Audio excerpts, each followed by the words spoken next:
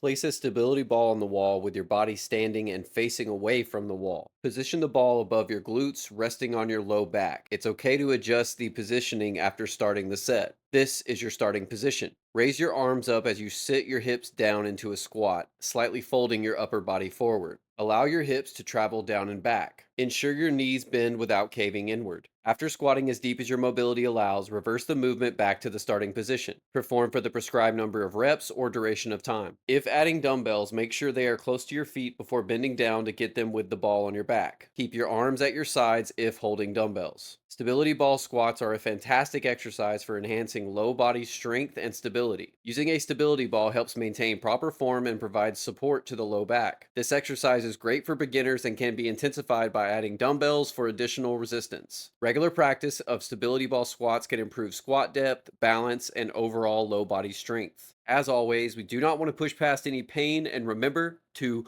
breathe.